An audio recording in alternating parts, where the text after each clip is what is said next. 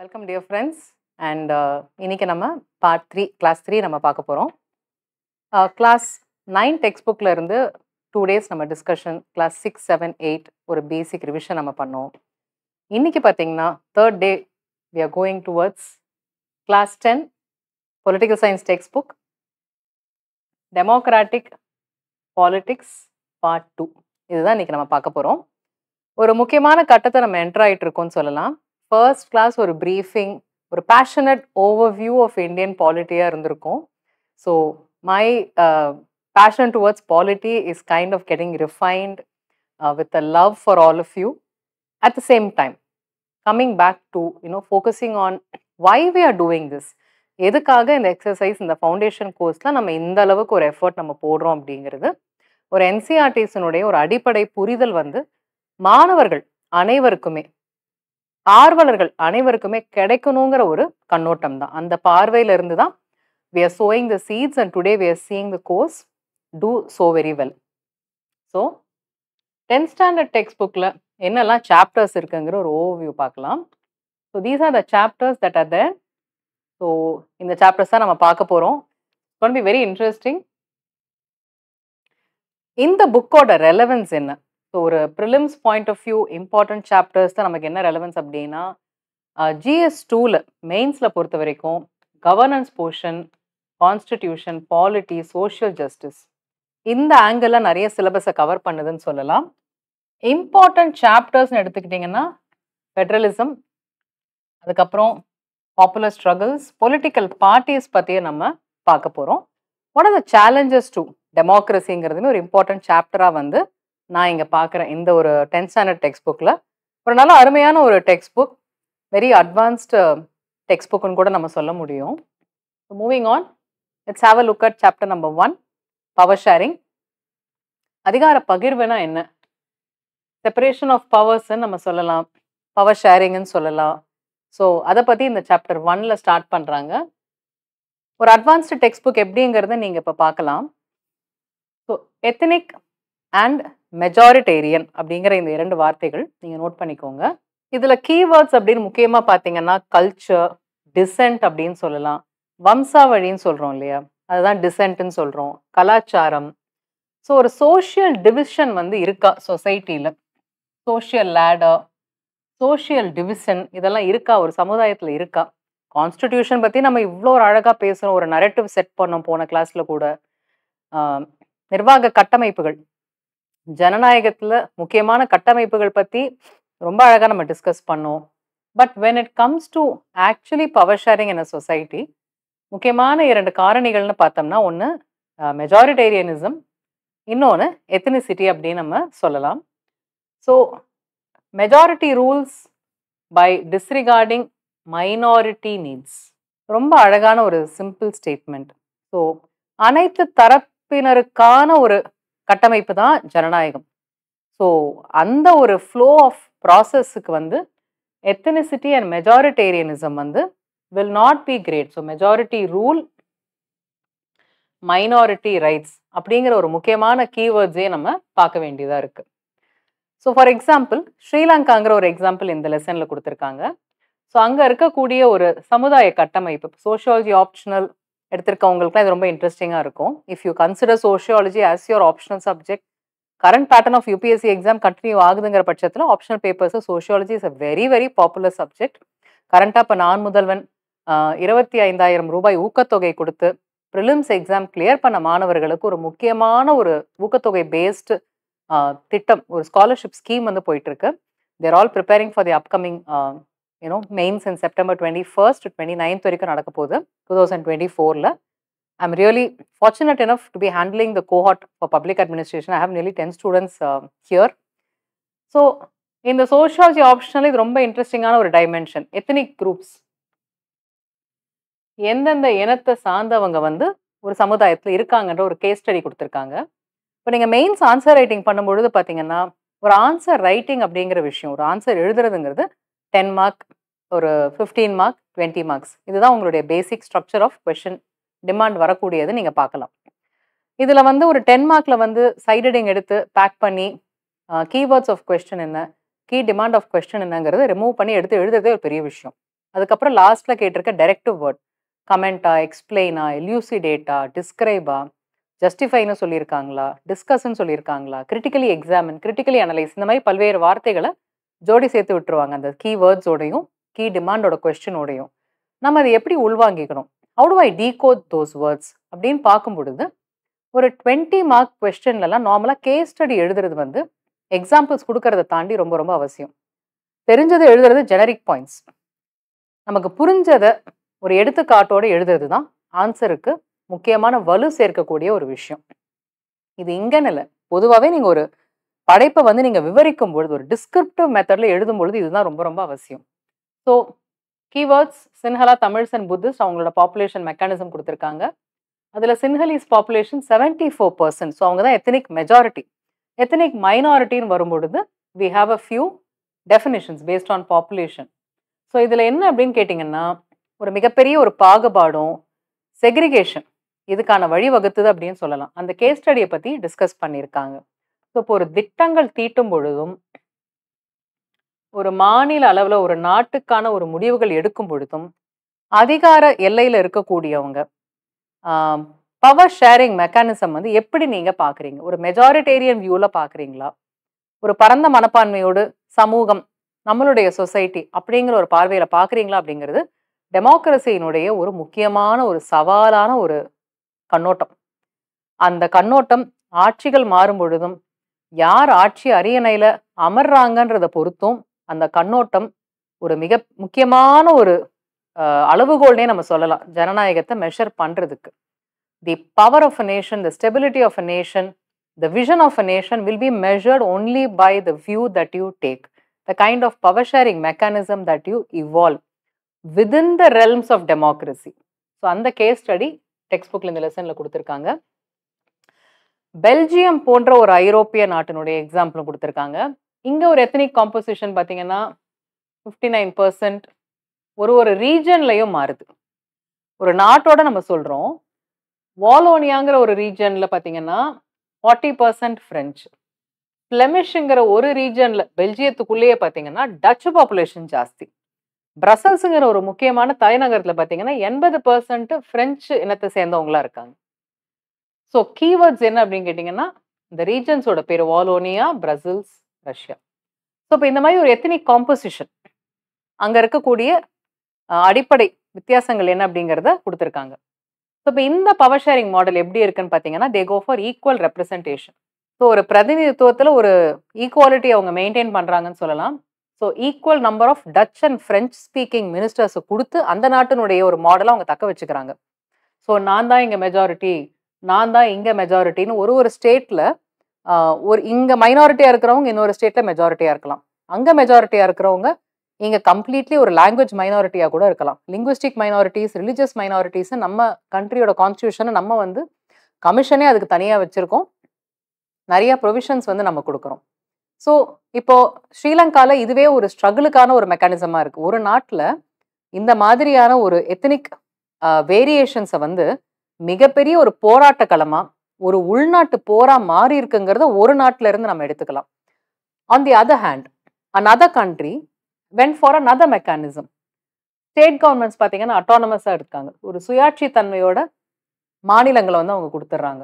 So they are not subordinate to the central government like in India, but they are very autonomous. This way இந்த மாதிரியான ஒரு variation diversity பாப்புலேஷனில் இருக்கும் பொழுது ஒரு autonomous state யூனிட்னால பெட்டராக deliver பண்ண முடியுமா, ஒரு பாலிசிஸ் வந்து நீங்கள் ஒன் நேஷன் அப்படிங்கிற ஒரு கான்செப்டை கியூரேட் பண்ணாமல் localised region specific ethnic specific திட்டங்களை நீங்கள் கொண்டு செல்ல முடியுமா அப்படின்னா ஒரு அட்டானமஸ் ஸ்டேட்டில் possible. So they went in for ஒரு நேஷனல் லெவல் கவர்மெண்ட்டில் ஈக்குவல் ரெப்ரசன்டேஷன், அந்த 2 மொழி பேசக்கூடிய 2 கலாச்சாரங்களை சார்ந்தவங்களுக்கும் ஈக்குவல் ரெப்ரசன்டேட்டிவ் கொடுத்துட்டு மாநில அளவில் ஒரு சப்நேஷன் அளவில் தி கோ ஃபார் அட்டானமி. பிரசல்ஸ் தலைநகரம் இதை பொறுத்த வரைக்கும் they have a separate government. இதுதான் நம்ம ஃபர்ஸ்ட் பாயிண்ட்ல பார்த்தோம். And it's a community government. இந்த வேர்டை நீங்கள் அண்டர்லைன் பண்ணிக்கலாம். கம்யூனிட்டி கவர்மெண்ட்னா என்ன அப்படின்னு கேட்டிங்கன்னா they are elected by language. Community எலெக்ட்ரேட்ஸ்ன்னு கூட நம்ம பார்த்துருப்பீங்க. Cultural, education, language issues base பண்ணி அந்த கம்யூனல் எலெக்ட்ரேட்ஸை வந்து உருவாக்குறாங்க. So prudential and moral reasons என்ன, when it comes to power sharing, முக்கியமா it reduces conflict and it ensures political stability. ரொம்ப ரொம்ப முக்கியம். ஒரு நாட்டினுடைய ஹெல்த்துக்கு வந்து இது ரெண்டும் ரொம்ப முக்கியம். மாரல் ரீசன்ஸ் என்ன? How to go for proper power sharing அப்படின்னா, ஒரு ஜனநாயகத்தினுடைய ஆரோக்கியத்துக்கும் ஜனநாயகத்தினுடைய அடிப்படை சக்சஸுக்குமே விஷனுக்குமே இது ரொம்ப ரொம்ப இம்பார்ட்டன்ட். ஸோ ஈக்குவல் பார்ட்டிசிபேஷன் இன் கவர்மெண்ட் கொடுத்து தான் ஆகணுங்கிறது தான் ரெண்டு டேக்அவே. ப்ருடென்ஷியல் ரீசன் என்ன, மாரல் ரீசன் என்ன, நம்ம சொல்லக்கூடிய ரெண்டு டேக்அவேக்கு இதுதான் அடிப்படை காரணம். அப்போ ஒரு நல்ல ஜனநாயகத்துக்கான முக்கியமான கோட்பாடுகள் என்ன அப்படின்னு பார்த்தீங்கன்னா, checks and balances, very frequently used pair of words. So what do they really mean? Power divided among the organs of a government. மூணு ஆர்கன் தான், எக்ஸிக்யூட்டிவ், ஜுடிஷியரி அண்ட் லெகிஸ்லேச்சர். அந்த டிவிஷன் ஆஃப் பவர் வந்து ரொம்ப ரொம்ப அடிப்படை, ரொம்ப ரொம்ப முக்கியம். சோர்ஸ் ஆஃப் பவர் வந்து பீப்புள் தான், that is by election, no other mechanism. Diverse voices through representation, through election, through representation, through positive affirmation, பல்வேறு கட்டத்திலிருந்து ஒரு கொள்கை உருவாக்கக்கூடிய ஒரு இடத்துல பிரதிநிதிகளா அத்தனை பேருமே த்ரூ ரிசர்வேஷன் வந்து அமர்ந்து இந்த ஒரு டெமோக்ராட்டிக் ப்ராசஸ்ல வந்து பங்கெடுக்கிறத நம்ம பார்க்குறோம். இன்னைக்கு சமகாலத்துல கான்டெம்பரரி சொசைட்டிஸ்ல பார்த்தீங்கன்னா, we have two dimensions. ஒன்று போட்டித்தன்மை, ஒன்று கூட்டணி ஆட்சித்தன்மை. So how are democracies, how are policies decided in contemporary world? தற்பொழுதைய காலகட்டத்தில் எப்படி டிசைட் பண்றாங்கன்னு பார்த்தீங்கன்னா, it really depends on the outcome of the democratic process by way of elections. So இந்த சாப்டர்ல முக்கியமான கீவேர்ட்ஸ் நமக்கு என்ன அப்படின்னு பார்த்தீங்கன்னா, எத்தினிசம், எத்தனிக் அப்படிங்கிற இந்த வார்த்தை, மெஜாரிட்டேரியனிசம் இந்த வார்த்தை, ஓகே, சின்ஹலா சுப்ரீமசி, இது ஸ்ரீலங்காக்கே உரித்தான ஒரு முக்கியமான விஷயம். ஸோ ரேஷியல் சுப்ரீமசின்னு கூட சொல்கிறோம். ஸோ ஒரு மெஜாரிட்டேரியனிசம்க்கு அடிப்படை வந்து ஒரு வகையான ஒரு supremacy view of the population. Civil war, உள்நாட்டு போர், ஃப்ளெமிஷ்ங்கிற இந்த மூணு ரீஜன்ஸ், பிரசல்ஸ், ஃப்ளெமிஷ், வாலோனியா, அதுக்கப்புறம் கம்யூனிட்டி கவர்மெண்ட். ஸோ இருக்கக்கூடிய சமுதாய கட்டமைப்பு, சமூக கட்டமைப்புக்கு ஏற்றாற்போல் அரசமைப்பையும் ஆட்சி தன்மையையும் ஆளுமையையும் ஒரு ரெலவெண்ட்டாக இருக்கிறதுக்கான ஒரு முன்னெடுப்பு தான் கம்யூனிட்டி கவர்மெண்ட். லெபனான் ஒரு நாட்டினுடைய மிடில் ஈஸ்டர்ன் கண்ட்ரியினுடைய name, checks and balance, coalition government, moral and practical reason, prudential reason. These are the keywords that are very important for us. Now we go to chapter 2. So federalism, very very important chapter. ரொம்ப முக்கியமான ஒரு வார்த்தை. கூட்டாட்சி அப்படிங்கிறது, கூட்டாட்சி தத்துவம் அப்படிங்கிறதுமே இருவேறு விஷயங்கள். இந்த சாப்டர்ல என்ன சொல்லியிருக்காங்க, என்ன எக்ஸ்ப்ளோர் பண்ணியிருக்காங்க, என்னென்ன டைமென்ஷன்ஸ் டிஸ்கஸ் பண்ணியிருக்காங்க அப்படிங்கிறத நம்ம பார்க்கலாம். So what is the definition? இதுக்கு முதல்ல ஃபெடரலிசம்னா என்ன, கூட்டாட்சி முறை, கூட்டாட்சி தத்துவம்னா என்ன அப்படின்னு பார்க்கலாம்.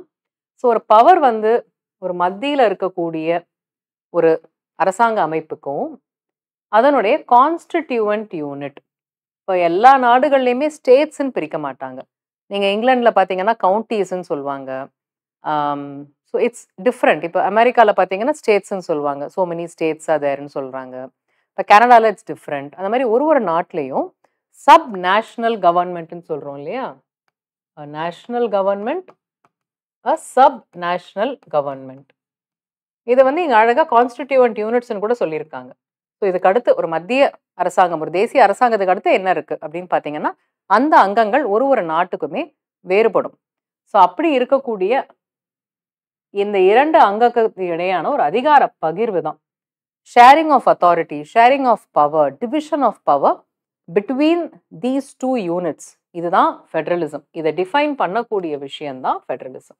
இந்த மெக்கானிசம் எப்படி இருக்கு, என்ன மாதிரியான பவர் ஷேரிங் இருக்கு, strong central government, strong union கவர்மெண்ட்டா, இல்லை ஒரு ஈக்குவல் பவர் ஷேரிங் மெக்கானிசம் இருக்கு. அப்போ நீங்கள் லாஸ்ட் சாப்டர்ல பார்க்கும்போது பிரசல்ஸ், பெல்ஜியம் மாடல் நம்ம ஒன்று பார்த்தோம், ஸ்ரீலங்கன் மாடல் ஒன்று பார்த்தோம், பவர் ஷேரிங் எப்படி இருக்குங்கிறது, what are the deciding factors அப்படிங்கிறதெல்லாம் நம்ம பார்த்தோம். ஸோ இதுதான் ஃபெடரேஷனோட டெஃபினிஷன். ஃபெடரேஷன்ல 2 முக்கியமான டைப்ஸ் இருக்கு. நீங்க பார்க்கணும்னா, coming together federation, holding together federation. So very very important இந்த வார்த்தை பிரயோகங்கள். இது நீங்க ஒரு ஸ்லோவா நம்ம வந்து ஒரு எக்ஸாம் சிலபஸை நம்ம ரீட் பண்ணும்போது இதெல்லாம் நமக்கு இன்ட்ரெஸ்டிங்கா இருக்கும். ஃபாஸ்ட் பேஸா நம்ம டிராவல் பண்ணும்போது நம்ம ஜம்ப் பண்ணி ஒரு time it's like we are trying to steal and catch up with time in terms of preparation.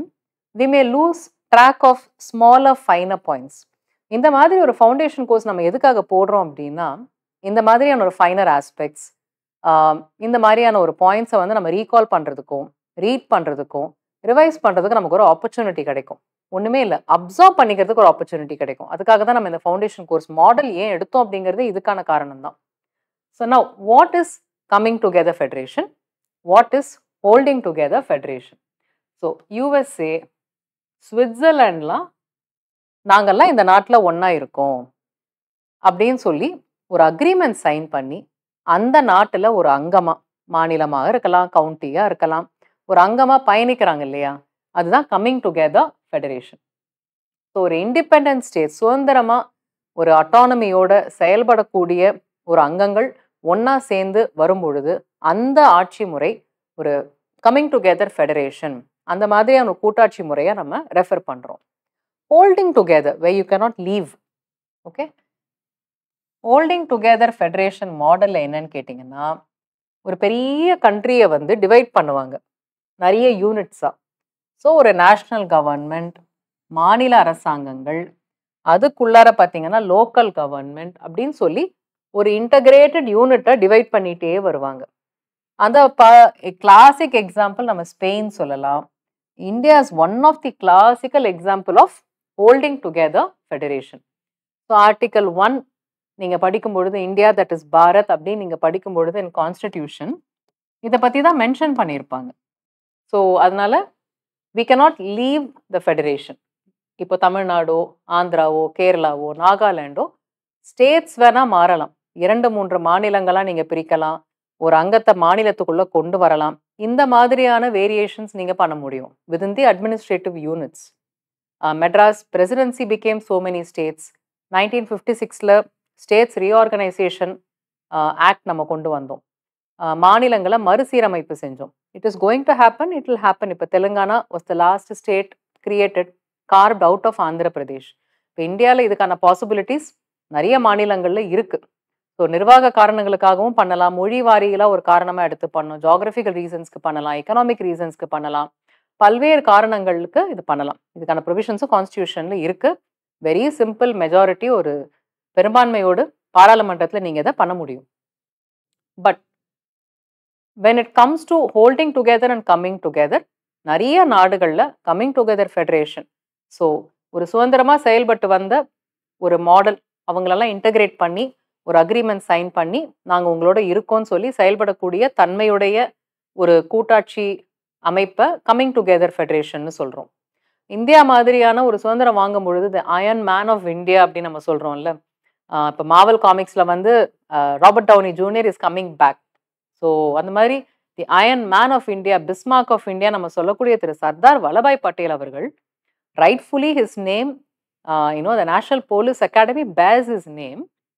ஏன் அவர் அதை முக்கியமான விஷயமா நம்ம அதை பார்க்குறோம் அப்படின்னா, ஹீ ஹெல்ட் டுகெதர் ஒரு ஹியூஜ் எஃபர்ட், ஒரு பயங்கரமான மேக்னிஃபிசன்ட் ஸ்கேலில் he went out, reach out to all the smaller unit. சிறு குறுநில மன்னர் அமைப்புகள், மன்னராட்சி அமைப்புகளாக இருந்ததெல்லாம் ஒன்றா கூடி கொண்டு வந்து ஒரு ஸ்டேட்ஸ் அப்படிங்கிற ஒரு கட்டமைப்புக்குள்ளே கொண்டு வந்து he went ahead with the integration of India. That is what is called as holding together federation. Example இந்தியாவுக்கு நம்ம சொல்லலாம்.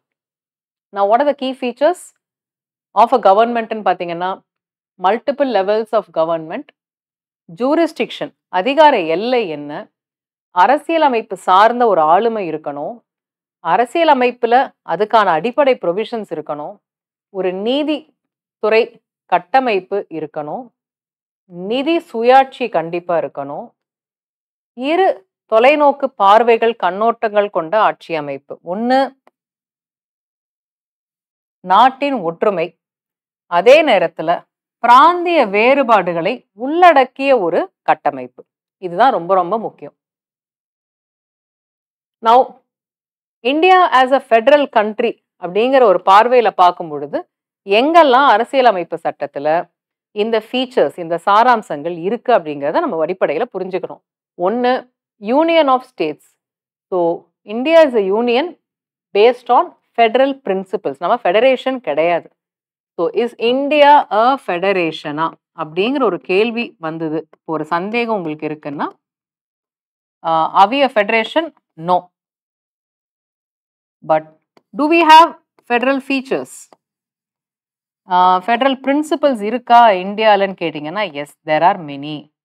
அதுதான் இங்கே நம்ம பார்க்க போகிறோம். ஸோ 3 டயர் சிஸ்டம் இருக்கு. ஒரு சுதந்திரமான ஒரு கொஞ்சம் கூட இண்டிபெண்டன்ஸ் இருக்கக்கூடிய ஒரு டிசிஷன் மேக்கிங் பவர்ஸ் இருக்கக்கூடிய ஒரு கட்டமைப்பை உருவாக்க ட்ரை பண்ணியிருக்கோம். Panchayats, municipalities, then we have state governments, then we have the union government. எங்கே நீங்கள் பார்க்கலாம் அந்த அதிகார பகிர்வுன்னு கேட்டிங்கன்னா, union list, state list, concurrent list. So மத்திய பட்டியல், மாநில பட்டியல், பொதுப்பட்டியல்னு சொல்லி பிரிச்சிருக்கோம். ஸ்பெஷல் ஸ்டேட்டஸ் கொடுக்குறோம் சில மாநிலங்களுக்கு. ஸோ ஜம்மு காஷ்மீர், இப்போ பீகார் அண்ட் ஆந்திரா இந்த தேர்தல் முடிஞ்சதுக்கப்புறம் முக்கியமான கோரிக்கைகள், அவங்க ஒரு ஆளுமையில் கூட்டணி ஆட்சி தன்மையில் உள்ளே வந்துட்டாங்க. முக்கியமான கோரிக்கை ஸ்பெஷல் ஸ்டேட்டஸ் கொடுக்கணும் அப்படின்னு சொல்லி கேட்குறாங்க. இந்த ப்ரொவிஷன்ஸ் எல்லாம் பாசிபிள். ஆர்டிகல் 370 நம்ம சொல்லலாம், classic case. So we have some special features for certain states. இதன் மூலமாக கூட்டாட்சி தத்துவங்கள் இருக்கிறத நம்ம சொல்லலாம். பவர் ஷேரிங் எப்படி இருக்கு? அப்படி நம்ம ஃபெடரல் பிரின்சிபல்ஸ் இருக்கு அப்படின்னு சொல்லிட்டோம் அப்படின்னா, உண்மையிலேயே அதிகார பகிர்வு எப்படி இருக்குன்னு பார்த்தீங்கன்னா, பேசிக் structure. Okay, so power sharing பொறுத்த வரைக்கும் இது அடிப்படை அளவில் இருக்குன்னு சொல்லலாம்.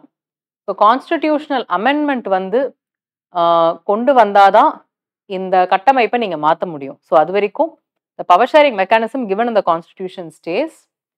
இந்த இடத்துல நீதித்துறைக்கு ஒரு முக்கியமான பங்கிருப்பு இருக்கு. ஸோ இந்த டிஸ்பியூட்ஸ் எது வந்தாலுமே, இப்போ நீங்கள் ரிவர் வாட்டர் டிஸ்பியூட்ஸ் எடுத்துக்கலாம், any other kind of disputes வந்தாலுமே நீதித்துறை கிட்ட நம்ம போய் நிற்கிறோன்றத ஒரு நல்ல ஒரு ஆரோக்கியமான விஷயமா தான் நான் பார்க்குறேன். And the reason for success of the model of federalism that we have in India, a kind of a compromise ஃபார்முலான்னு கூட சொல்லலாம். A formula that will work, that will only work in India. So இப்போ நம்ம US மாடலோ Canadian model, ஓரளவுக்கு Canadian model கிட்ட நம்ம வச்சிருக்கோம்னு சொல்லலாம். But typical US model will not work in India. A country as diverse, vast and diverse as India, very, very difficult. Why? Because how does it work? Because of clear distribution of powers in the constitution ஆலதான் இன்னைக்கு வரைக்கும் இந்த model நம்ம சக்சஸ்ஃபுல்லாக நடத்திட்டு இருக்கோம். And linguistic ஸ்டேட்ஸை form பண்ணியிருக்கோம். இது எல்லாமே text புக்லேருந்து எடுத்ததுங்க. Democratic politics is one reason. Centre state relations ஒரு முக்கியமான ஒரு ஸ்பேஸ். என்ன கேட்டால் அந்த கீவேர்ட் வந்து இதுதான் நான் சொல்லுவேன் அந்த 4 பாயிண்ட்ல. எவர் இவால்விங் ஒரு மிகவும் முக்கியமான ஒரு அங்கம் கான்ஸ்டிடியூஷன்ல. கான்ஸ்டிடியூஷனை தாண்டி பல்வேறு நடைமுறை சவால்களில், ஆக்கப்பூர்வமான பல்வேறு விஷயங்கள்ல, ஒரு போட்டி மனப்பான்மையில், இப்போ நீங்கள் காம்படிட்டிவ் ஃபெடரலிசம்னு சொல்கிறோம், கோஆப்ரேட்டிவ் ஃபெடரலிசம்னு சொல்கிறோம், காம்படிட்டிவ் கோஆப்ரேட்டிவ் ஃபெடரலிசம்னு சொல்கிறோம். இதெல்லாம் இந்த இடத்துல ஒரு ரெலவெண்ட்டாக நம்ம பார்க்கக்கூடிய பாயிண்ட்ஸாக நான் பார்க்குறேன்.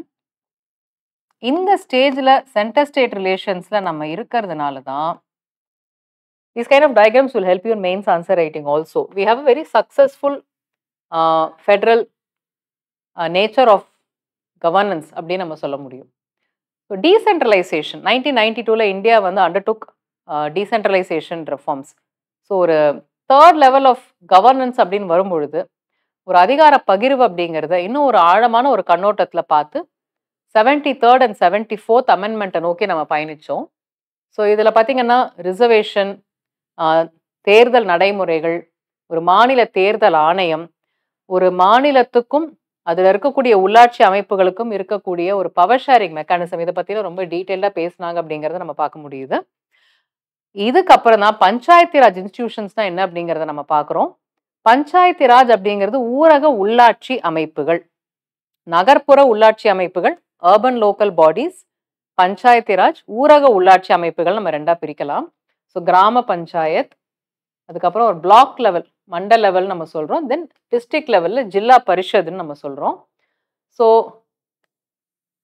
இந்த வார்த்தைகள்லாம் நீங்கள் நோட் பண்ணிக்கலாம். ஜில்லா பரிஷத், கிராம் சபா, ஒரு எலெக்டட் ஒஃபீஷியல்ஸ் இருக்கக்கூடிய ஒரு கட்டமைப்பை நம்ம பார்க்கலாம்.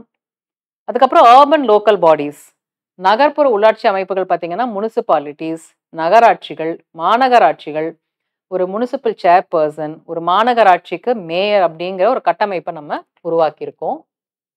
ஸோ இந்த சாப்டர்ல ஃபெடரலிசம் அப்படின்னு குறிப்பிடப்பட்ட இந்த சாப்டர்ல முக்கியமான வார்த்தைகள் ஃபெடரலிசம்னா என்ன, கூட்டாட்சினா என்ன, union territories, coalition government, 3 tier government, 3 அடுக்கு அரசாங்கம், union list, state list, concurrent list, special ஸ்டேட்டஸ்னா என்ன, coming together federation, holding together ஃபெடரேஷன்னா என்ன, மொழி வாரியிலான மாநிலங்கள்னா என்ன, ஸ்கெடியூல்டு லாங்குவேஜஸ். இந்த வருஷம் யூபிஎஸ்சி 2024 கொஸ்டின் பேப்பர்ல இது ஒரு கேள்வி வந்திருக்கு பாலிட்டியில. டீசென்ட்ரலைசேஷன்னா என்ன, panchayat Raj, municipalities, municipal corporation. So with this, we finished chapter 2 of the 10th standard textbook. We are moving to a very interesting chapter, democracy and diversity. So இதில் என்ன இன்ட்ரெஸ்டிங் டைமென்ஷன்ஸ் எடுத்திருக்காங்கன்னு நம்ம பார்க்கலாம். ஒரு 10th கிரேடர் பார்வையில் பொலிட்டிக்கல் சயின்ஸ் அப்படின்னாலுமே as a UPSC aspirant நம்மளோட dimensions சில முக்கியமான விஷயங்களை வந்து இந்த என்சிஆர்டிஸில் கவர் பண்ணிகிட்டே இருக்காங்க, which you may not find even in the advanced textbooks or even in Lakshmikant sir's textbook. That is very much syllabus oriented. Conceptual அண்டர்ஸ்டாண்டிங்காக தான் நம்ம என்சிஆர்டியில் இருக்கோம். நீங்கள் ஃபஸ்ட்டு கிளாஸோட ஸ்லைட்ஸ் பார்த்தீங்கன்னா பேசிக் மெசேஜ், பேசிக் டேக்அவே என்ன, இன்ட்ரோடக்ஷன் டு இந்தியன் பாலிட்டியில் அப்படின்னு கேட்டிங்கன்னா, yeah concepts. So key concepts என்ன அப்படின்னா, ஹோமோஜீனியஸ் சொசைட்டி, இதுதான் முக்கியமான கான்செப்ட். மைக்ரன்ஸ் அப்படின்னா என்ன, 2 விஷயங்கள் நம்ம இந்த லெசனில் பார்க்குறோம். ஹோமோஜீனியஸ் சொசைட்டினா என்ன, சிமிலர் கைண்ட்ஸ் ஆஃப் பீப்புள், ஒரு பெரிய ஒரு ஒரு இனத்தினுடைய பல்வேறு இனங்கள் இருக்காங்க அப்படின்னு நம்ம சொல்ல முடியாது. எத்தனிக் டிஃப்ரென்ஸ் ரொம்ப கம்மியாக இருக்கும்னு சொல்லலாம், சிக்னிஃபிகண்ட்லி லெஸ்ன்னு சொல்லலாம். Similar kind of people. So இப்போ நீங்கள் ஜெர்மனி, ஸ்வீடன் இந்த மாதிரி கண்ட்ரீஸை எக்ஸாம்பிளாக எடுத்துக்கலாம். மைக்ரன்ஸ், இண்டிவிஜுவல் ஹூ ஷிஃப்ட்ஸ், ஒரு ரீஜன்லேருந்து இன்னொரு ரீஜன் போகலாம். புலம்பெயர்னு சொல்கிறோம் இல்லையா, இன்னொரு கண்ட்ரிக்கு போகலாம்.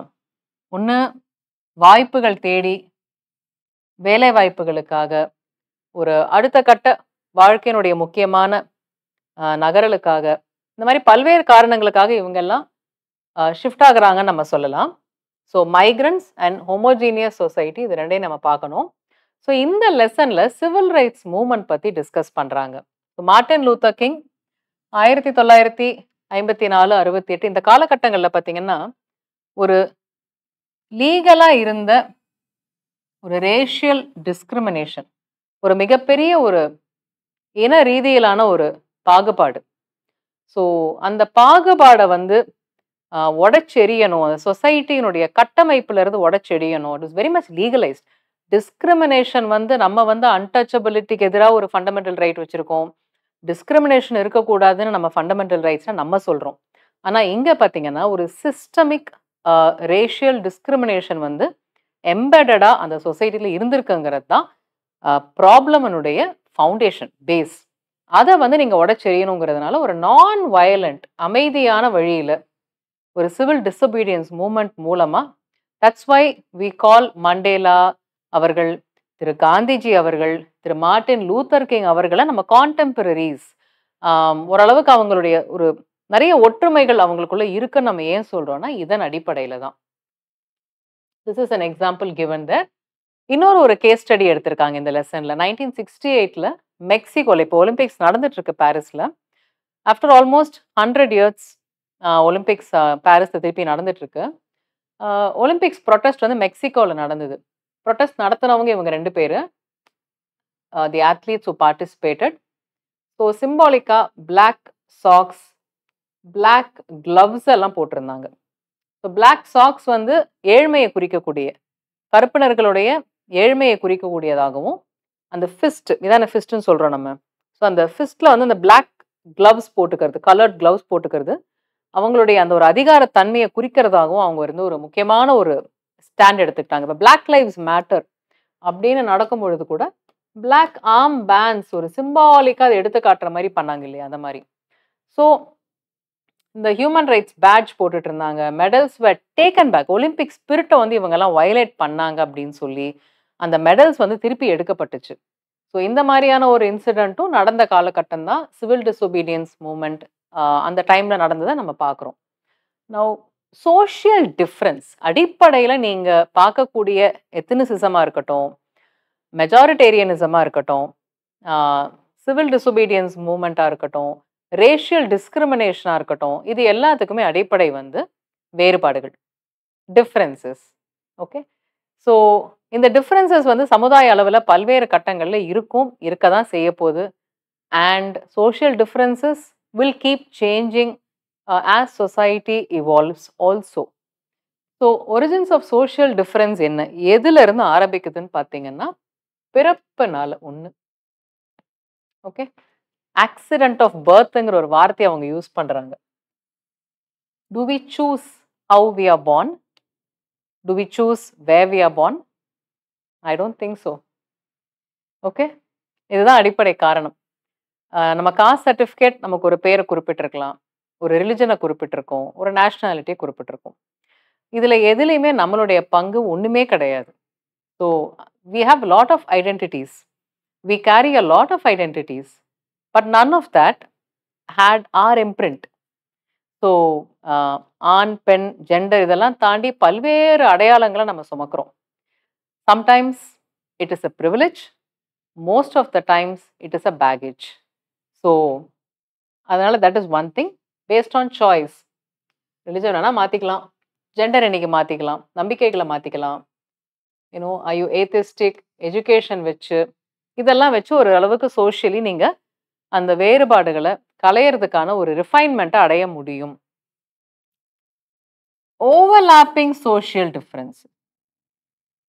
ஸோ டெஃபினிஷன் இந்த வார்த்தைக்கு என்ன அர்த்தம்னு கேட்டிங்கன்னா, ஸோ ஒரு சில டிவிஷன்ஸ் சமுதாயத்தில் ரொம்ப ஆழமாக பதியக்கூடிய இந்த ஒரு டிவிஷன்ஸ், இப்போ காஸ்ட் வந்து இந்தியாவில் ஒரு மிகப்பெரிய சோஷியல் டிவிஷனாக நம்ம எடுத்துக்க முடியும், கிளாஸ் எடுத்துக்க முடியும், காஸ்ட் எடுத்துக்கலாம், ரிலிஜன் எடுத்துக்கலாம்.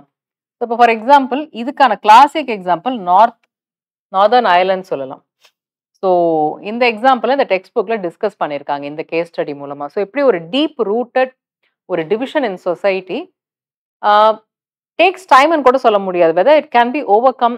அவங்களோட அந்த சோஷியல் ஃபேப்ரிக், சோஷியல் லேடர்னு ஒன்று இருக்கு, சோஷியல் ஃபேப்ரிக்னு ஒன்று இருக்கு.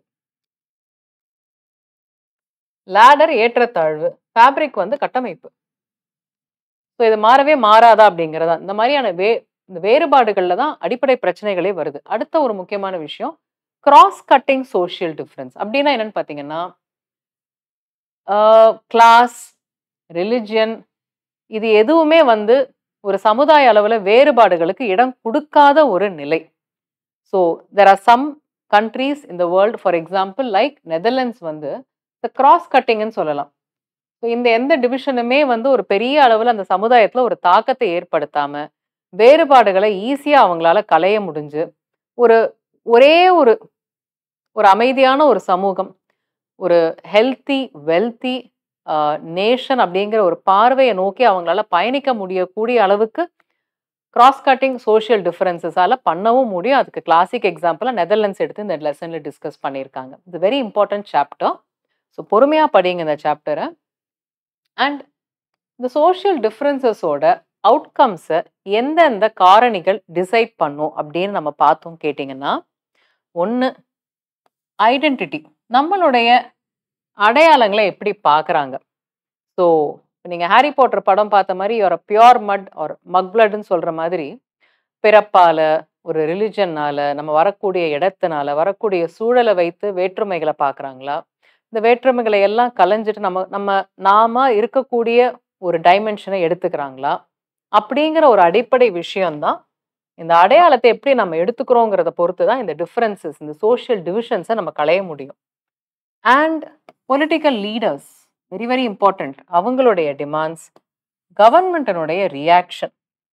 So whether the government is willing to share power. இப்போ நம்ம நாட்டில் வந்து நிறைய மெக்கானிசம்ஸ் நம்ம வந்து இந்த சோஷியல் டிஃப்ரென்சஸ், இந்த சமுதாய அளவில் இருக்கக்கூடிய வேறுபாடுகளை களைவதற்கு நம்ம நிறைய மெக்கானிசம்ஸ் நம்ம இன்பில்ட்டாக கான்ஸ்டிடியூஷன்லேயே கொண்டு வந்திருக்கோம்.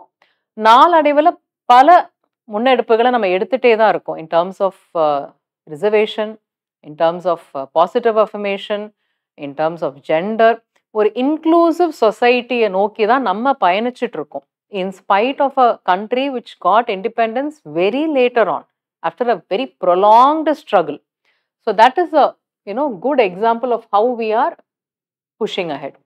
So இந்த லெசனை கொஞ்சம் நிதானமா படிங்கன்றது my advice to you. The key words to remember: homogeneous society-னா என்ன, புலம்பெயர் மைக்ரன்ட்ஸ்னா என்ன, சிவில் ரைட்ஸ் மூவ்மெண்ட்னா என்ன, black power movement, black lives matter கூட நீங்க பார்க்கலாம். Case study 68 Olympics. சோஷியல் டிஃபரன்சஸ்னா என்ன, அதனுடைய அடிப்படை என்ன, பிறப்பால், choices you make, overlapping factors, cross cutting factors, அடையாளங்களை எப்படி ஒரு சமூகம் கொண்டு சேர்க்கிறது, as a baggage or as an asset or as a privilege. These are the keywords that you should remember from this chapter. Now we move to chapter 4. அப்படியே social differences, diversity எல்லாம் நம்ம பேசணும். அதனுடைய continuation we are coming to gender, religion and caste. 3 very key important factors in the societal makeup. என்ன ma'am இந்த cosmetics மேக்கப்லாம் பேசுகிறாங்க அப்படின்னு நீங்கள் நினைக்க வேண்டாம். இந்தியாங்கிற ஒரு நாடு, ஃபெடரேஷனா எல்லாம் நம்ம பேசணும். நிறைய டைமென்ஷனை டிஸ்கஸ் பண்ணிகிட்டே இருக்கோம் ஒரு லெசனில். ஒரு சமுதாய அளவில் எப்படி இருக்குங்கிறத டிசைட் பண்ணக்கூடிய 3 விஷயங்கள் இந்தியாவில். ஒன்று பாலினம், ஒன்று மதம், ஒன்று காஸ்ட். இதில் இந்த 10th ஸ்டாண்டர்ட் டெக்ஸ்ட் புக்கில் எவ்வளோ அழகாக டிரான்ஸ்லேஷன் பண்ணிட்டு வராங்கன்னு பாருங்கள். ஸோ அந்த மாணவர்கள் எதெல்லாம் அவங்க ஒரு எக்ஸ்போஸ் பண்ணுறாங்க அப்படிங்கிறத தான் அப்ரிஷியேட் பண்ணணும். Key concepts and points. First thing, feminism. Feminist மூவ்மெண்ட்னா என்ன? So person who believes in equal rights and opportunities, இதுதான் ஃபெமினிஸ்ட். பயங்கர ஃபெமினிஸ்டாக இருப்பாங்க போல இருக்கு. ஃபெமினைன்னா அந்த தன்மைகள் கொண்ட அப்படிங்கிறத ஃபெமினைன் அப்படின்னு நம்ம சொல்கிறோம். ஃபெமினிஸ்ட் அப்படின்னா அனைவரும் சமம், அனைவருக்கும் சமமான விஷயங்கள் வழங்கப்படணும் அப்படின்னு பார்க்கக்கூடிய ஒரு பார்வையை தான் ஃபெமினிஸ்ட் கண்ணோட்டம் அப்படின்னு நம்ம சொல்கிறோம். ஃபெமினிஸ்ட் மூவ்மெண்ட் என்னன்னா, அது ரியல் லைஃப்பில் ஒரு நாட்டிலேயோ ஒரு ரீஜன்லேயோ ஒரு பொது சேவைகள், பொது இடத்துல அதை நம்ம நிஜத்தில் நம்ம என்ஜாய் பண்ணணுங்கிறதுக்காக போராடக்கூடிய அல்லது அந்த களத்திற்கு பெயர் தான் ஃபெமினிஸ்ட் மூவ்மெண்ட். ஃபேமிலியில், பொது வாழ்க்கையில், பர்சனல் லைஃப்பில் அந்த ஒரு டைமென்ஷனை என்ஜாய் பண்ணணும். இது equal rights and opportunities. Patriarchal society அப்படின்னா ஒரு மேல் டாமினேட்டட் சொசைட்டியை தான் பேட்ரியார்க்கல் சொசைட்டின்னு நம்ம சொல்கிறோம். ஸோ வேர் ஒரு வாரிசு, ஒரு டைனாஸ்டி, ஒரு வம்சம் அப்படின்னு சொல்லக்கூடியது ஒரு ஆணின் பார்வையில், ஒரே ஒரு பாலினத்தின் பார்வையில், குறிப்பிட்டு ஆண் அப்படிங்கிற ஒரு பார்வையில் பார்க்கறது, அந்த கண்டினியூட்டியை தான் பேட்ரியார்க்கல் சொசைட்டின்னு சொல்கிறோம். ஸோ அதிகாரம், வேல்யூ, ஒரு மனிதனாக பிறந்துட்டதுனால, ஒரு ஆணாக பிறந்துட்டதுனால அவங்களுக்கு இருக்கக்கூடிய அந்த ஒரு சமுதாயத்தில் இருக்கக்கூடிய ஒரு அந்தஸ்து, இதெல்லாம் வச்சு தான் அந்த சமூகம் ஒரு பேட்ரியார்க்கல் சொசைட்டியா மேட்ரியார்க்கல் சொசைட்டியான்னு நம்ம சொல்கிறோம். கம்யூனல் பாலிட்டிக்ஸ், ரிலிஜன் சார்ந்து நடக்கக்கூடிய ஒரு விஷயம். ஸோ ஒரு ஃப்ளெக்சிபிலிட்டி, ஒரு மூவ்மெண்ட் பிட்வீன் ரிலிஜன்ஸ் இல்லாத ஒரு விஷயத்தை நம்ம பார்க்குறோம்.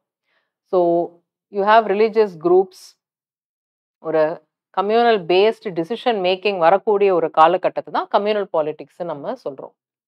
நவ் டிஸ்கிரிமினேஷன் அகெயின்ஸ்ட் விமன் ரொம்ப ரொம்ப ஒரு முக்கியமான விஷயம். இந்தியாவில் ஒரு மிகப்பெரிய சவாலாக பார்க்கப்பட்ட ஒரு விஷயம் ஆக்சுவலாக. So education, work, child sex ratio இதெல்லாம் தாண்டி விமன் சேஃப்டி, அடிப்படையில் பாதுகாப்பு இருந்தால் தான் நீங்கள் இந்த டைமென்ஷனுக்கெல்லாம் போக முடியும். ஸோ இதில் முக்கியமாக பார்க்க வேண்டியது பாகுபாடு, கல்வி, சமத்துவம் இருக்கா, அதுக்கப்புறம் செக்ஸ் ரேஷியோவில் இருக்கிற இம்ப்ரூவ்மெண்ட், பெண்களுக்கான பாதுகாப்பு சார்ந்த விழிப்புணர்வுகள், அதுக்காக ஒரு அரசாங்கம் என்னெல்லாம் பண்ணலாம், சமூகம் என்னெல்லாம் பண்ண வேண்டியிருக்கு அப்படிங்கிற விஷயங்களை டிஸ்கஸ் பண்ணக்கூடிய விஷயங்கள். காஸ்ட் பொறுத்த வரைக்கும் அதில் இருக்கிற டைமென்ஷன்ஸ் பார்த்தீங்கன்னா ரெசிஸ்டன்ஸ். இந்த காஸ்ட் டிவிஷன்ஸ் இன்னைக்கு வரைக்கும் ஒரு மிகப்பெரிய ஒரு சவாலாக இருக்கக்கூடியது தான் நம்ம பார்க்குறோம். ஒரு சோஷியல் போலரைசேஷன் நடக்குதுன்னே நம்ம சொல்லலாம். போலார் அப்படின்னா என்ன? ஒரு சோஷியல் போலரைசேஷன் நடக்குதுன்னே சொல்லலாம். So today cutting across a lot of factors, caste seems to be a unifying factor which is not good in a society, definitely. So இதனால் என்ன அப்படின்னு கேட்டிங்கன்னா, ஹிஸ்டாரிக்கலாக வரலாற்று ரீதியாக, like I set, your identity can be your asset, can be a baggage that you are carrying, or can be a matter of privilege also. அது ஹிஸ்டாரிக்கலா தான் சொல்ல முடியும்.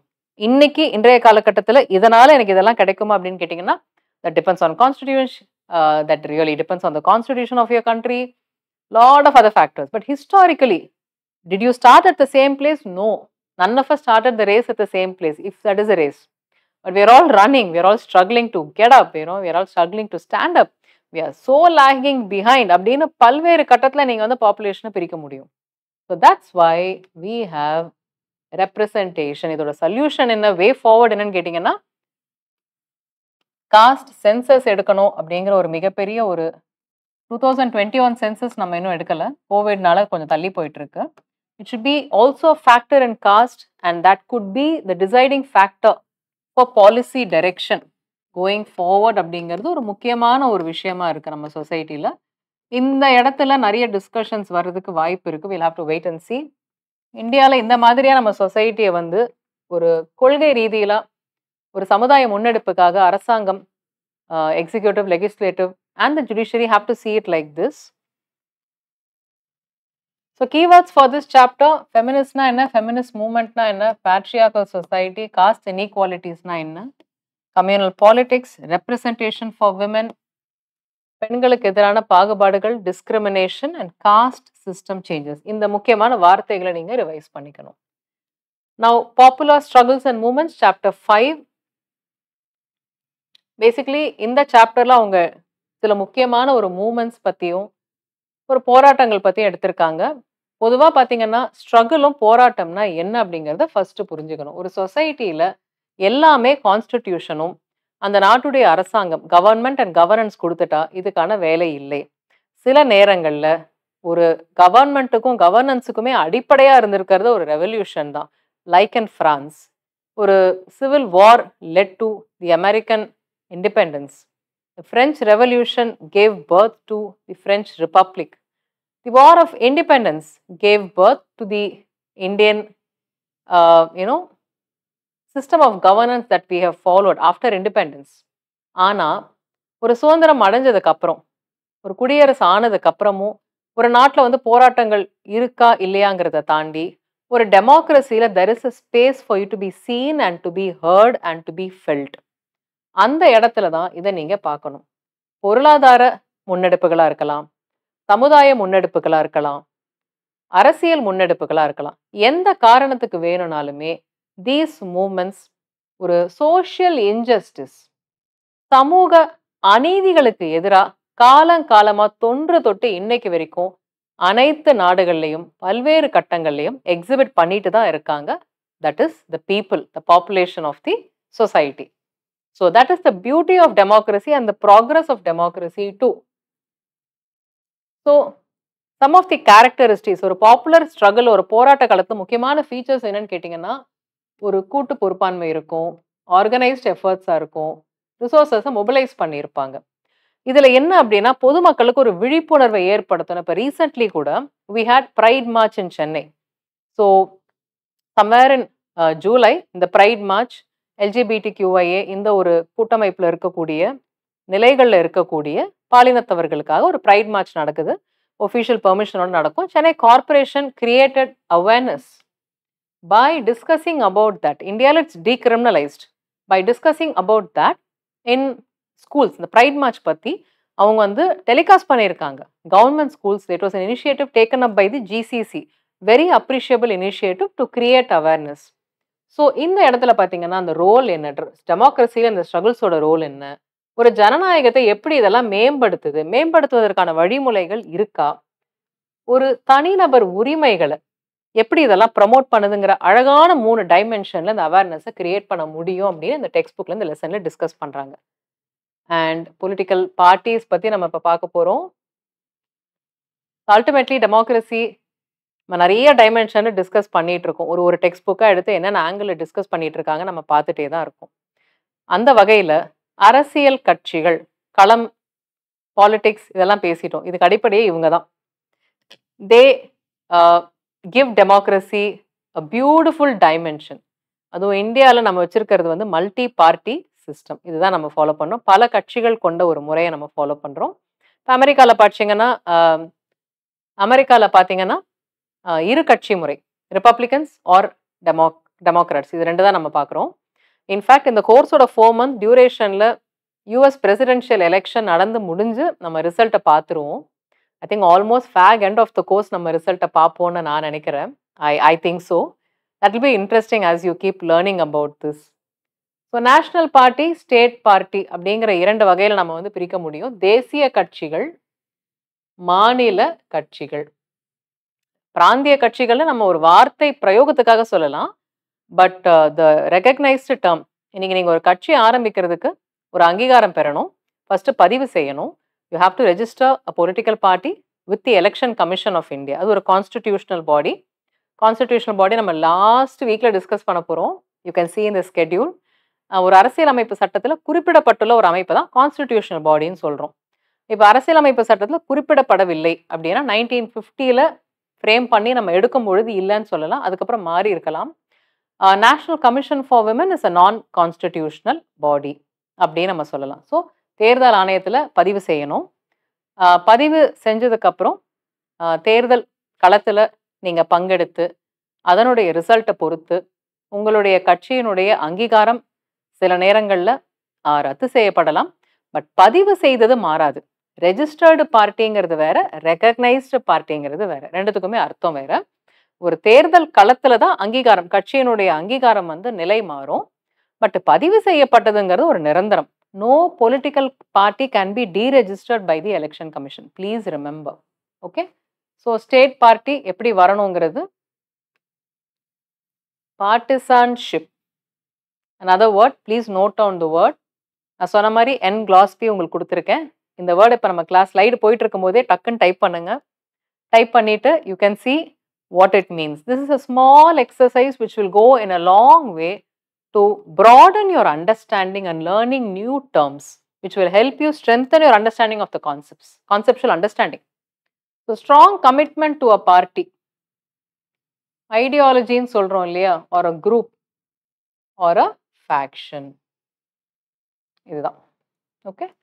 So these are the concepts when it comes to political parties. Of course, ஒரு கட்சிகள் அப்படின்னு பார்க்கும் பொழுது ஒரு கட்சி சைனால வந்து பார்த்தீங்கன்னா கம்யூனிசம். ஸோ ஒரே ஒரு கட்சிக்கு தான் அங்கே வாய்ப்பு இருக்க முடியும். ஒரு சித்தாந்தத்தை நோக்கி தான் அந்த நாடு பயணிக்குது. அது கம்யூனிசம். 2 பார்ட்டி சிஸ்டம் யூஎஸ்ஏல இருக்கு. ஓரளவுக்கு இந்த நாடுகளில் இருக்கிறத நம்ம பார்க்குறோம். இந்தியாவில் பார்த்தீங்கன்னா multi party system. So coalition கவர்மெண்ட்டும் பாசிபிள். கூட்டணி கட்சிகளும் ஆட்சி அமைக்கலாம். பெரும்பான்மை ஆட்சி அமைத்தாலுமே அதில் பெரும்பான்மை பலம் கொண்ட கூட்டணி ஆட்சி முறை. இப்போ இந்தியாவில் ஒரு ரீசெண்டாக லாஸ்ட் ஆல்மோஸ்ட் ஒரு 20 இயர்ஸாக இதுதான் போயிட்டு இருக்கு. இதுதான் basic systems. What are the efforts? இந்த களத்தில் என்ன மாதிரியான எஃபர்ட்ஸ் வந்து போயிட்டு இருக்கு அப்படின்னு பார்த்தீங்கன்னா, தேர்தல் ஆணையம் கொடுக்கக்கூடிய ஆணைகள், சுப்ரீம் கோர்ட் ஆர்டர்ஸ், இது இல்லாமல் கட்சி தாவல் தடை சட்டம்.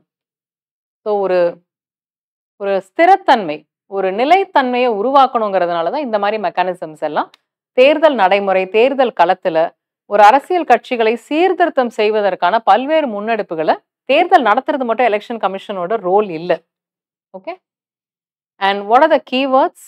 முக்கியமான கீவேர்ட்ஸ். நேஷனல் பார்ட்டினா என்ன, ஸ்டேட் பார்ட்டினா என்ன, பார்ட்டிசன்ஷிப், ஒப்போசிஷன் பார்ட்டினா என்ன, 1 party system, 2 party system, anti defection law, dynastic succession, money power, supreme court orders. So இந்த வார்த்தைகள் நம்ம முக்கியமாக பார்க்கணும். So chapter 7, here we are, outcomes of democracy. So முக்கியமான கான்செப்ட்ஸ் இந்த லெசன் என்ன டிஸ்கஸ் பண்ணியிருக்காங்கன்னு பார்க்கலாம்.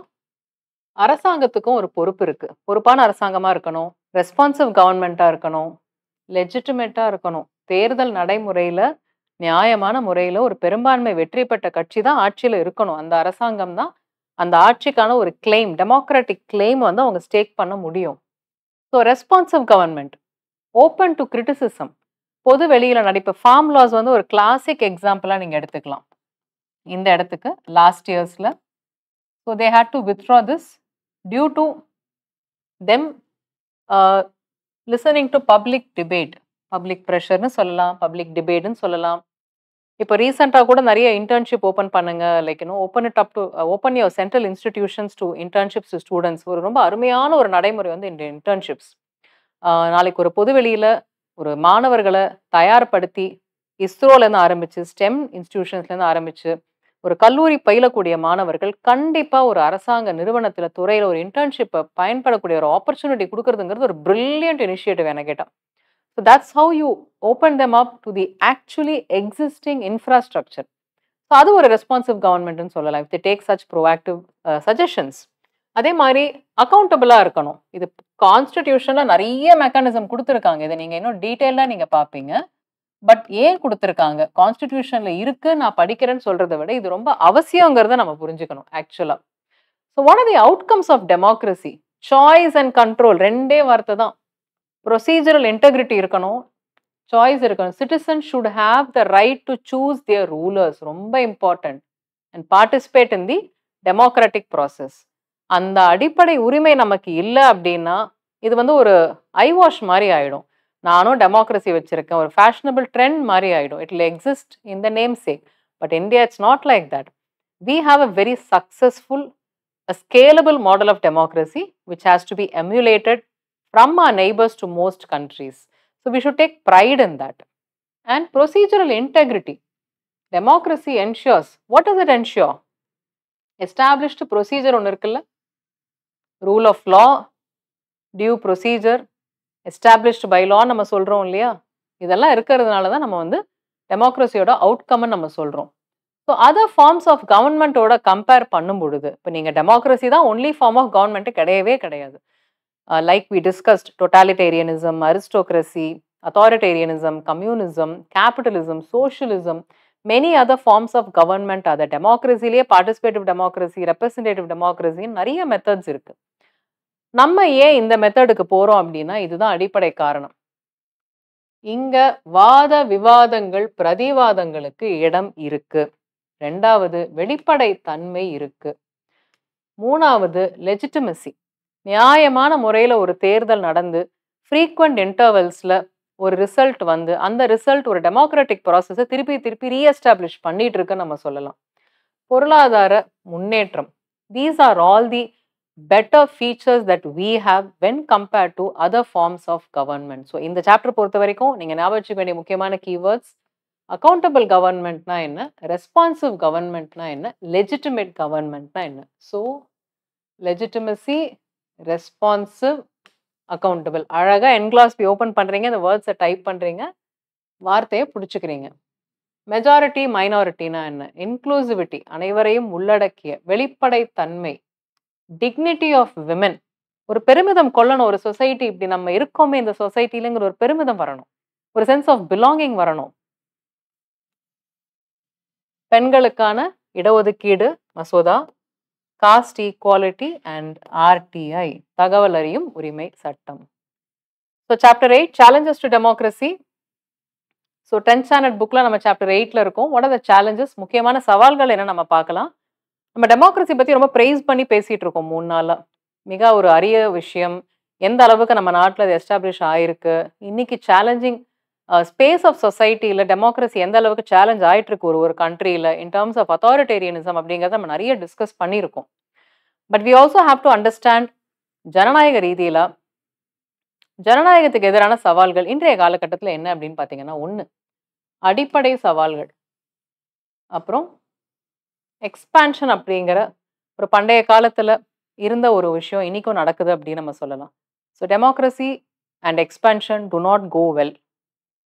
Challenge of deepening democracy and political reforms, இதெல்லாம் தான் சவால்கள். ஸோ ஃபர்ஸ்ட் பார்த்தீங்கன்னா ஃபவுண்டேஷன் சேலஞ்ச் என்ன அப்படின்னு சொல்லலாம்னா, டெமோக்ரஸி வந்ததுக்கு அப்புறம் ஒரு இன்ஸ்டிடியூஷனல் ஒரு நாட்டினுடைய கட்டமைப்புல இருந்து அந்த கட்டமைப்பு வந்து ப்ராப்பரா பல்வேறு காலகட்டங்களில் ஃபங்க்ஷன் ஆகி இவால்வ் ஆகணும். இதுதான் foundation challenge. So we had wars. பாகிஸ்தானோட வார் இருந்தது, சைனாவோட வார் இருந்தது, எமர்ஜென்சி பீரியட் நம்ம கோ த்ரூ பண்ணோம். Then poverty, economic depression, economic recession, இதெல்லாம் எக்கனாமிக் ஸ்டாக்னேஷன் நம்ம கோ த்ரூ பண்ணியிருக்கோம். பேண்டமிக், அந்த ஒரு டைனாமிக்ஸும் நம்ம வந்து டெமோக்ரஸி ஆனதுக்கு அப்புறம் பார்த்துருக்கோம். How did your institutions survive all this அப்படிங்கிறது தான் foundation of democracy. Foundational challenge, சவால் நம்ம சொல்கிறோம். எக்ஸ்பான்ஷன், நவ் அனைவருக்குமான ஒரு அரசாங்கம், அனைவருக்குமான ஒரு ஆளுமை, ஒரு உள்ளடக்கிய சமுதாயத்துக்கான ஒரு ஆளுமையா ஜனநாயகம் இருக்காங்கிறதுல தான் ஒரு முக்கியமான ஒரு கேள்வி இருக்கு. தென் டீப்பனிங் டெமோக்ரஸினா என்ன? I want you to look up this word. நீங்கள் ஃபீட்பேக்கில் கண்டிப்பாக எனக்கு ஷேர் பண்ணுங்கள். But I will also share this with you. மக்களினுடைய அடிப்படை பங்களிப்பு, அரசாங்கத்தின் மீதுள்ள ஒரு கட்டுப்பாடு, இதெல்லாம் தான் டீப்பனிங் டெமோக்ரஸின்னு சொல்கிறோம். இன்றைக்கி நீங்கள் social audit, citizens charter, right to information, Lokpal, லோக் ஆயுக்தால டீப்பனிங் டெமோக்ரஸியினுடைய ஐடென்டிட்டி ஃபார்ம்ஸாக நம்ம வந்து ஒரு எடுத்துக்காட்டாக இங்கே சொல்ல முடியும். அரசியல் சீர்திருத்தங்கள் ரொம்ப ரொம்ப முக்கியம். அரசியல் சீர்திருத்தங்கள் இல்லாமல் நமக்கு வந்து டெமோக்ரஸியை பற்றி பெருசாக நம்ம டிஸ்கஸ் பண்ண முடியாது. முக்கியமான words, what is foundation challenge, what is challenge of expansion, challenge of deepening democracy, democratic மூமெண்ட்ஸ்னா என்ன, ரைட் டு இன்ஃபர்மேஷன் ஆக்ட்னா என்ன, implementation of reforms. These are the important chapters. So where am I? I'm all over. But where are you? இன்னையோட third day of class நம்ம எல்லாரும் முடிச்சிருக்கோம். ஒன்றா சேர்ந்து இந்த ஒரு அழகான பயணத்தில் நம்ம வந்து பயணிச்சிட்ருக்கோம். Indian polity class day 3 is done. So day 4 we're going to move to standard 11. So I hope நீங்கள் இந்த 3 டேஸ்க்கான இந்த chapters 6, 7, 8 book basic reading, 9th standard book basic reading with me and 10th மே நீங்கள் முடிச்சிருப்பீங்கன்னு நான் நினைக்கிறேன். So tomorrow we go to class 11 and I hope to see you again in the discussion tomorrow. Thank you.